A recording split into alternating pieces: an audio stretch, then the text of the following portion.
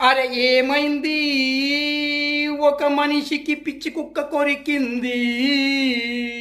అరే ఏమైంది? ఒక మనిషికి పిచ్చి కుక్క కొరికింది.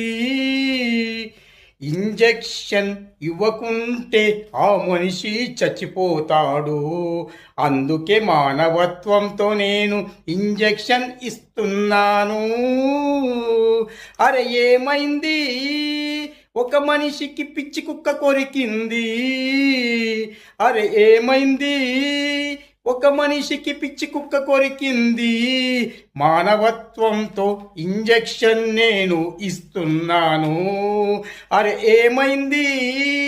ఒక మనిషికి పిచ్చి కుక్క కొరికింది.